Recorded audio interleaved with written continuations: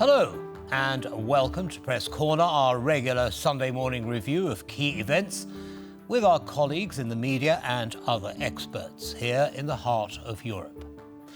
On Press Corner, we celebrate the luxury of a free press by listening to diverse opinions and letting our audience reach their own conclusions. My name is Ashim Kumar, and joining us today are Alexander Papko, he's a journalist with Belsat TV. Hello. Joshua Bergin, who's Director of New Security, is leader of programs at the Warsaw Security Forum. And joining us online from Western England, Mr. Andrew Tettenborn, an author at The Spectator and an academic. Welcome to all three of you. Thank you for getting out of bed this early on a Sunday morning. Not always easier. Thanks for having us. It's a great pleasure as always. Thank you for having me. Great pleasure as always. You're all regular contributors, and we're always happy to see you. So thank you. So, as you know, there are a number of topics that we're going to discuss, as we usually do on this programme. And we're going to start with Israel and the ICJ's decision on the Israeli offensive in Rafah. So, the United Nations International Court of Justice has responded yet again to the dire situation in the Gaza Strip. Apart from calling on Israel to halt the military offensive in Rafah, the ICJ has ordered Prime Minister Netanyahu and his cabinet to open the border crossing with Egypt immediately. The World Court issued its most recent decision following a request by South Africa, which accuses Israel of endangering Palestinians in southern Gaza near Rafah. The proof will be in the implementation. The only way things will get easier for the UN is if we see an end to the military action, we see a humanitarian ceasefire, we see... Israel's military operation in Rafah began earlier this month despite countless international warnings of high civilian casualties, and it seems that it's not slowing down. It is unlikely that the ICJ's announcement will lead to a ceasefire, however, as the court lacks mechanisms to enforce its rulings. Despite that, the ruling was warmly welcomed by supporters of Palestine. We are looking for a free Palestine without any problems, and you see that more than 15,000 children are died. What do we want more? Only a free Palestine. Also, a free two-state resolution is enough. Israel criticized the decision and labeled the court as anti-Semitic. Next week, ceasefire talks will continue after recent discussions between U.S., Israeli, and Qatari officials in Paris. They reached an initial framework for a peace deal, but no breakthroughs were achieved. All this comes at a time of a rapidly deteriorating humanitarian situation in Gaza, namely in Rafah. Nearly 1.5 million Palestinians are estimated to have taken shelter in the city after most of the Strip was ravaged by the IDF in search of Hamas terrorists. Doctors in Gaza's hospitals are also sounding the alarm. Fuel supplies are running out. Tens of thousands of liters of fuel are delivered sporadically, but it's not enough to treat all of the wounded Palestinians who arrive here. So, Josh, I'll start with you. Clearly, a humanitarian disaster unfolding in the Gaza Strip and specifically in Rafah. Let's start with some press feedback on the ICJ's decision. I'll start with Israel News, Haaretz. And what this article is saying is that basically Israel doesn't have a choice, right? It doesn't have a choice. It's got to do two things. Number one, it's got to abide by the ICJ's decision. And number two, it has to change its government if it's going to retain any international credibility. What do you say to that? I'm certain that the Israeli people and the government of Israel would likely disagree. As pointed out in the coverage already, there is no mechanism for enforcement. The court is basically an opinion. And there's nothing binding about this. This is the nature of sort of international engagements, is that there can be recommendations and there can be sort of political wranglings, media headlines. But at the end of the day, we must remember that this was not sort of a unilateral effort on the part of Israel, that even the incursion into Rafah has revealed the degree of infrastructure which tunnels run into Egypt. I think it's unlikely to change. Right. OK, so it's unlikely to change. Andrew, I'm going to bring you into this. It's unlikely to stop Israel from going ahead with its actions in Rafah. But the article goes on to say that any country supporting Israel also risks becoming an international pariah, in particular the US. Would you agree with that? I must admit I have a little bit of doubt about that. But I do agree with Joshua. In the short term, it's likely to have rather little effect because clearly Israel will continue. What, of course, Israel can point out is the strict wording of the judgment, which actually says not simply Israel must halt its military offensive, which a number of people have said, but Israel must halt its military offensive and any actions which may inflict on the Palestinian group in Gaza conditions of life that could bring about their physical destruction. And I suspect Israel's line is going to be that we are doing our very best to avoid inflicting this fate on the Gazan people, and that therefore, strictly speaking, we are within the mandate of the court. The other point, of course, is that the order to reopen the border with Israel may now be moot, with Egypt, may now be moot, as I understand the border is beginning to open. What's worrying is the long-term prospects. Israel is increasingly finding itself isolated on the international plane, and this may be because the international court has become in practice slightly politicized. But nevertheless, I think there are difficult times ahead for Israel. Yeah, I mean, certainly, Israel's standing, when you look at what's going on around the world in terms of the protests and so on, they do seem one-sided, but they are widespread. And clearly, governments who are facing elections this year, and there are a lot of them, are going to be influenced by those. What do you say to the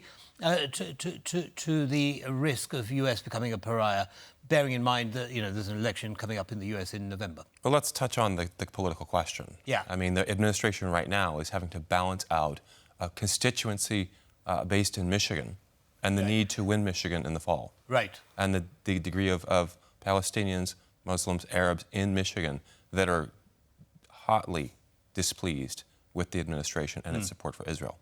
Nevertheless, Israel has been a long-standing partner of the United States. It's not a random fact that Israel is that partner. And on top of that, it's not random that the Russians, all the way back to the Soviet Union, were attempting to disrupt Israel and their relationships with the West, going back now nearly 6 decades. Much of the Palestinian project, as a political international sort of lobbying effort, has its roots in the Soviet KGB efforts. Right. Well, actually, I'd like to bring you in on this, Alexander, as a Russian expert. What can you tell us about the history of Russia's influence in the Middle East, and what are they trying to achieve? Basically, it was considered as a proxy war by the Soviet Union leadership since early 50s. In late 40s, so first in the Stalin times, there were some consideration that Israel may become a socialist state close to the Soviet Union due to a great number of Polish or Soviet Jews found in this state and coming to Israel after the Second World War. But after the Israeli state became an ally of the West, it became clearly visible that the Soviet Union sided the Arab movement in this region in order to, as they believe, counter West as in any other part of the world, from Indochina to Israel, basically, to the Mediterranean. And since 60s, the Soviet Union, since 50s, the Soviet Union was providing heavy weapons, training to the Arab armies, and any defeat of Arab armies was perceived as a defeat of the Soviet Union. And only by the end of the 70s, some Arab countries started to making peace with Israel and started to improve their relations with the West. Right. So basically, the Russians saw these wars in the Middle East as a testing ground for their weaponry, and so did the Arabs, I guess, and decided it wasn't good enough for their purposes. And it's worth noting that beyond traditional military, that then when that was failing, they then began animating the terrorist elements. Much of the sort of plane hijackings in the late 70s, early 80s in the Middle East was with direction, tactical support, and financing from the Soviet Union. Yeah, well, I mean, today. Yeah, I mean, absolutely. It's a very complex thing, but I'd like to stay with the ICJ. Now, there have been some dissenting voices in the ICJ's opinion, including those who say that Israel is not actually committing a genocide. You know, and we know the basis of a genocide is the intent to eradicate a group of people according to nationality, race, and so on, religion, and so on. However, this seems to have, the dissension seems to have been overlooked. Also, as part of the ICJ decision, there is a requirement that all hostages will be released with immediate effect. Are we holding Hamas to the same standard as we're holding Israel? Andrew, what do you think? I'm not sure that we are. There are difficulties, of course, with the ICJ giving orders to Hamas, which is that Hamas are not a state, unless the orders are actually addressed to something like the Palestinian state. So I think there are difficulties there.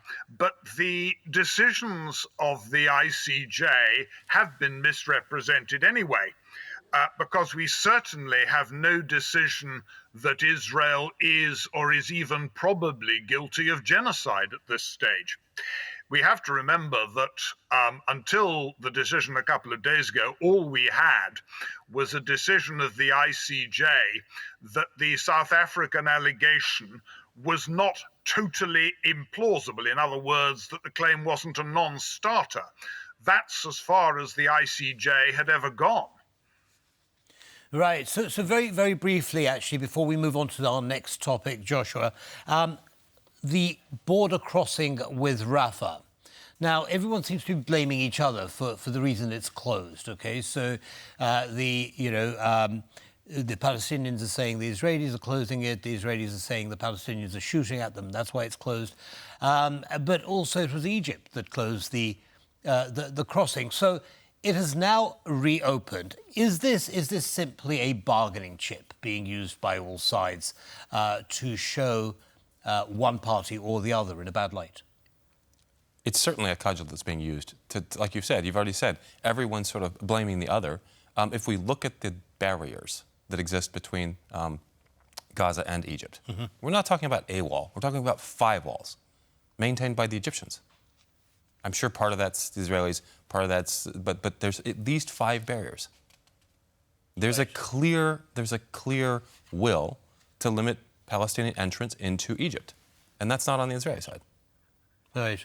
Yeah, Alexander, please. Yeah, and as a journalist, I might say, when we are asking Arab experts about this issue, they say we want to prevent the ethnic cleansing in Gaza, so we want the population staying there, and in fact, if we continue this logic, staying there forever and making pressure on Israel. And if Israel makes something like something like was done, for instance, by Croatian in some part of Croatia during Balkan War. So removal of the civilian population, or what was recently done by the Azerbaijan in Nagorno-Karabakh.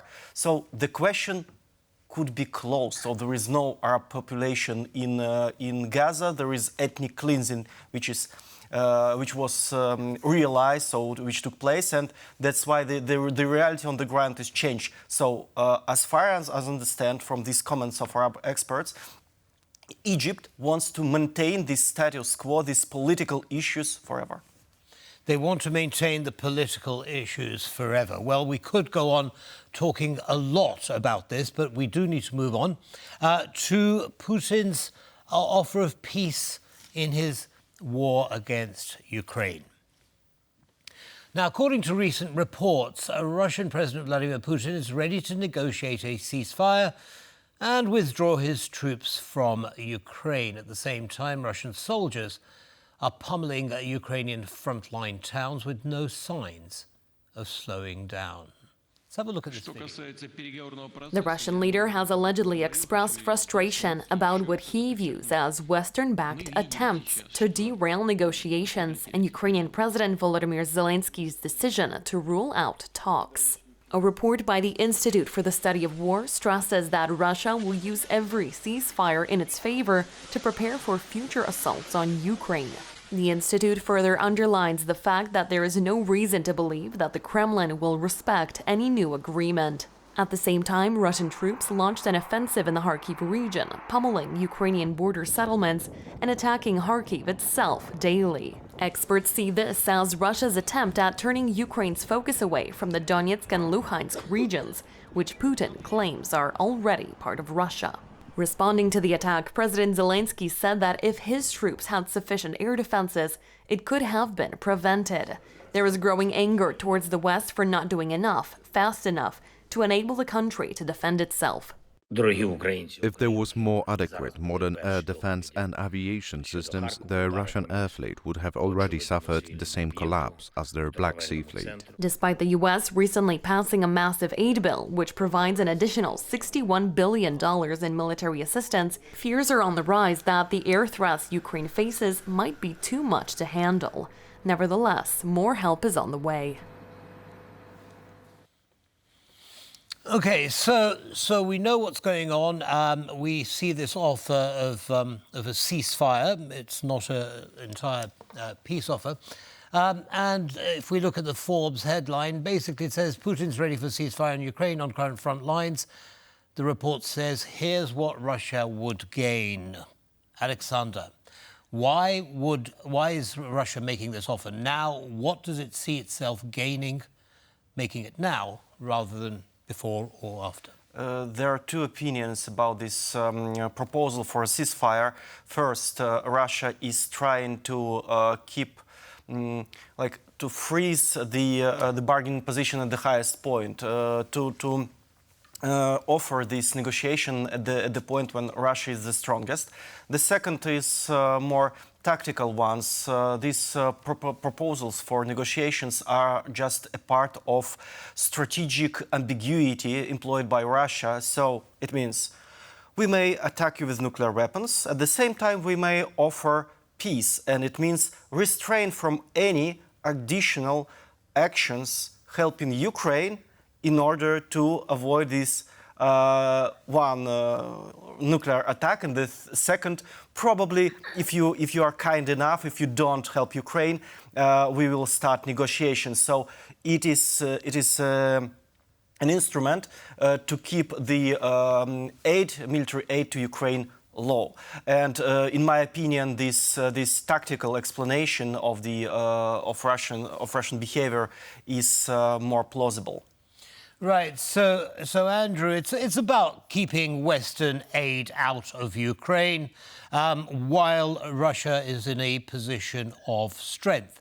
Would you agree? Yes, I think Alexander is very much right when he says this is a tactical move. At the moment, actually, Russia has one or two advantages which it would very much like to hold on to.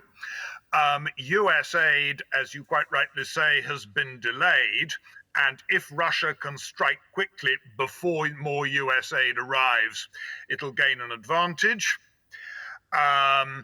If it can persuade Ukraine to give up at least some territory to Russia, then it will have achieved one of its strategic aims, which is, I think, to humiliate the West and show that no country is immune from Russian attack. And of course, it may very well then say, well, at a later stage, we could attack. You've also got to remember that Russia is currently on a roll with China, and it can show, well, we have this new alliance with China, so it's very much in Russia's interest to put forward the idea of Russia as peacemaker. Whether we should take this wooden horse into the city of Troy is a very different question. And I would very much doubt whether we should. Right. So Trojan horse, Joshua, Trojan horse. I mean, basically, surely agreeing to Putin's terms simply undermines the influence of NATO, West, and the West generally. Would you agree? So a couple of the things that my colleagues have said this morning resonate with me. The first is strategic ambiguity. The second, the reference to the Trojan horse. As I'm looking at the situation, as I've read up on this, where's the offer? This is rumors. It's gossip. Multiple outlets reported unnamed sources. We've seen nothing from Putin. This is about creating further divisions in Western support, further divisions in, well, what are we going to do, hand-wringing, as opposed to recognizing that Putin is engaged in what he believes to be a conflict of civilizations. Right. This is not, Ukraine is simply one stop in his efforts to destabilize. We've seen multiple instances of sabotage, planned sabotage. Most intelligence agencies right now are gearing up for what could be a hot summer in Europe. This is in my view, something to be just almost dismissed out of hand. Dismissed out of Dismissed. hand. Dismissed out of hand, Alexander. I mean, there is a point there, isn't there? I mean, Russia are experts, or the Russian secret services are experts at pushing out disinformation, causing chaos and disruption in the message. And as Joshua says, there's no formal document, there's no formal statement, just these leaks from highly placed sources who want to be anonymous. How much credibility should we attach? We should not attach any credibility to the any statements which are not on the paper. And as about these leaks, it's not about those leaks are not done mostly by the secret services, but by Putin himself or his press secretary Peskov. And one of the recent leaks was done yesterday.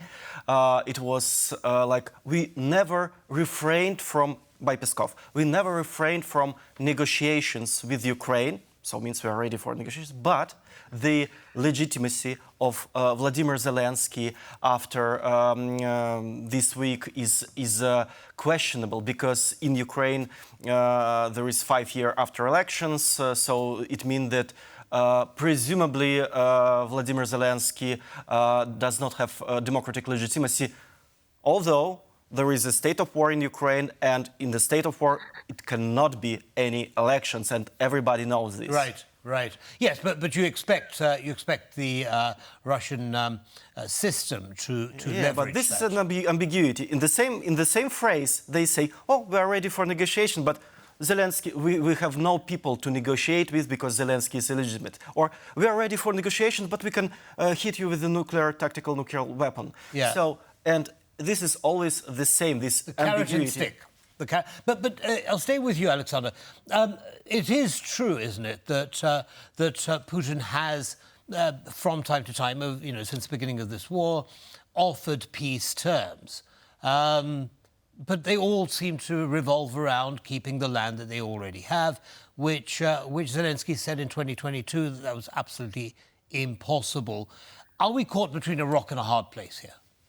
I believe that first, of course, Vladimir Putin wants to keep all these territories Russian army occupies since 2014 and 2022. But if we stop at this line, what will happen next? Russia will rearm, Russia will replenish its arsenals and start a new war against Ukraine and against any states. Now Russia has serious problems with replenishing the hardware it loses in Ukraine. The recent report says that about more than one third of Russian arsenals are depleted, so the arsenals which exist since the Cold War. And it means basically that Russia has tanks and other armored vehicles for about 4 years of war. After that, there is no industrial capacities to produce more. And we do not see any investment in building new tank factories, armored cars factories in Russia, despite this aid from China. Maybe the strategic goal of China just to make Russia a client, right? Yeah, and not to arm Russia. That's why we have at least 4 years of war, the war of exhaustion. So in the future, but. Do the Ukraine has forces to fight for 4 more years? To keep going at this level. I mean, very, very interesting, but I do need us to move on to the next topic. And we're staying with China and Russia and the relationship between the two. China and Russia, they've long boasted strong ties, but their strategic partnership has reached new levels after Putin launched his bloody onslaught in Ukraine. This relationship, however, poses a threat to the Western world. Have a look at this. For several years, tech cooperation between China and Russia has been steadily increasing, but more recently, Beijing has been named the Kremlin's largest enabler. Despite Western calls on China to cut its support for Moscow's war against Ukraine, President Xi shows no interest in dropping his backing for President Putin. Instead, China's more interested in a very risky game of plausible deniability. China has refrained from openly supplying weapons, but has surely supplied dual-use materials, which are more difficult to trace, like semiconductors and machine tools. China should not provide lethal aid to Russia. That will be to support an illegal war and only prolong the war and support the legal invasion of Ukraine by Russia. Putin's recent visit to China earlier in the month was his first foreign trip in his 5th presidential term. This came as no surprise, as both leaders have been prioritizing deepening already close ties as a counterbalance to Western power. The joint talks between the two presidents have also focused on military cooperation, which also includes partnerships in areas such as the Asia-Pacific region. Taiwan has long warned of tensions in the South China Sea. Now, this situation is gaining new momentum after Putin and Xi declared a no-limits partnership during their most recent meeting. Now, let's start with Taiwan.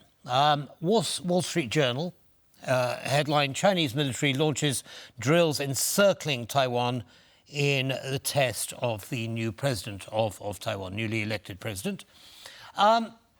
Andrew, is China watching Putin's invasion of Ukraine carefully to assess the West's response to this aggression towards Taiwan?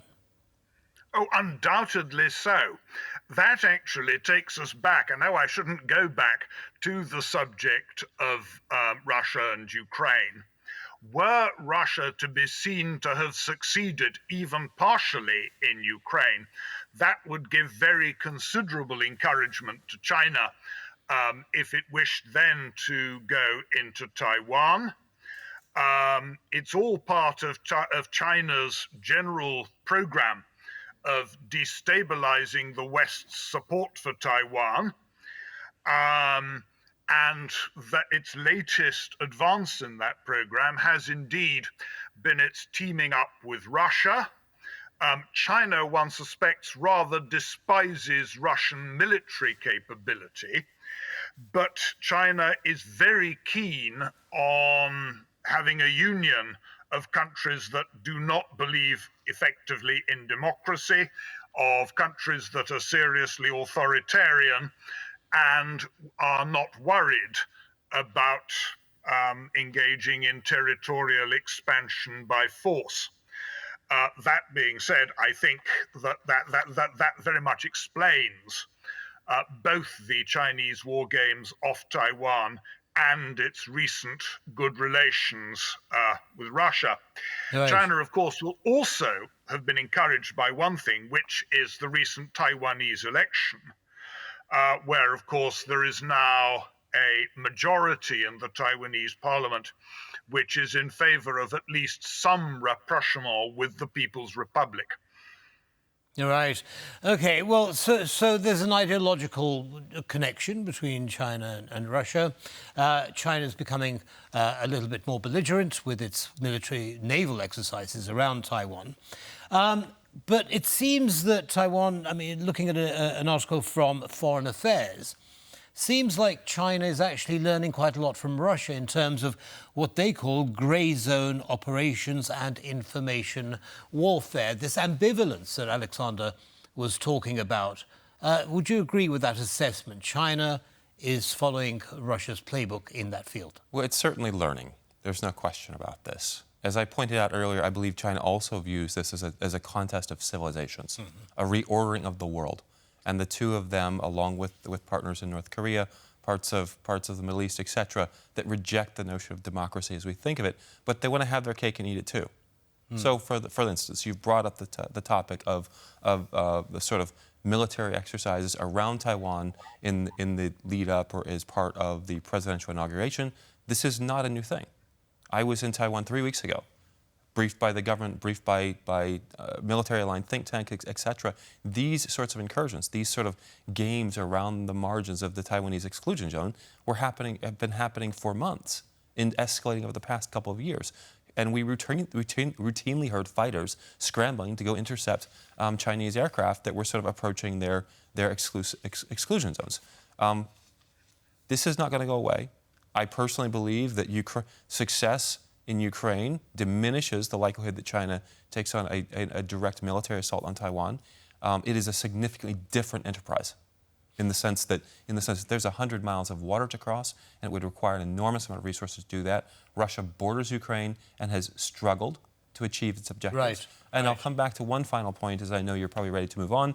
I think China is trying to, as I said, have its cake and eat it too. It wants to both support Russia to the boundaries of international acceptance, or where they're not going to get shouted down, to not so alienate the Ukrainians that they can't come in and be part of the rebuilding. Right, so a kind of complicated machine there from China's perspective. But also, and this is for you, Alexander, the Japanese Times wrote an article about the fragile China-Russia fraternity. Yes, there seem to be areas where they agree on policy and action, but there are tensions. Where are those tensions? In my opinion, these are the only big tension is about the role of Russia in this new world. So what game they are playing from the ideological point of view, as Woodrow Wilson said after the First World War, that we would like to make peace safe for democracy. They want to make peace safe for authoritarian regimes. They feel that the authoritarianism around the world is threatened, so they want to question the universality of the human rights, universality of legal standard, and they push the question of sovereignty. So this is their ideological goal of Russia, Iran, and China. We want to be sovereign. So where are the tensions? And the tensions are probably around the question what place of Russia in this partnership. Russia wants to be one of the global centers of power, and China seems not very interested in this, in my opinion. So they could provide technologies and machinery to build this arms production on Russian soil, but as Iran did, for instance, so Russia is making drones, Iran drones on Russian soil, but Russia is not making Chinese drones or tanks on Russian soil. First, probably it's too dangerous for China because of the sanctions, and second, it's not in the interest of China. Right. Well, Andrew, as we know, China doesn't do anything which is not in China's interest. So apart from the ideological commonality that they have with Russia, what is it that they're looking for? I think they're looking to create as many dependent states as they can. I suspect that Xi Jinping's eventual aim is to make Russia at least partly dependent on China, for example, for weapons and perhaps for one or two other elements of help. It was interesting that Iran was mentioned. China is currently about the only support that the Iranian regime has, because basically it's propping up that regime by buying its oil at a discount. China is attempting to build up its military presence in Africa and in places in the Far East. China wants to do actually in some ways what Britain did in the 1870s, which is build up a network of client states, which in the end will do its bidding and aid it in its path to hegemony. Right, so China is building up a network of proxies around the world, including in Africa and Europe. OK, well, that's as maybe, but we now need to move on to our last subject, unfortunately, for this meeting today. And that is Iran and the death of the president in a helicopter crash. So political turmoil has erupted in Iran after President Ibrahim Raisi and Iran's foreign minister died in a helicopter crash earlier in the week. Raisi is a staunch supporter of Putin and Russia's war in Ukraine, was seen as a potential successor to the supreme leader Khamenei. Here's more. Iranian authorities have confirmed that President Ibrahim Raisi and Foreign Minister Hossein Amir Abdollahian, along with 6 others, died in a helicopter crash last weekend. Raisi's final farewell ceremony was held in his hometown, Mashhad. Tens of thousands of people took to the streets to pay their respects. Residents mourned the loss of the late president.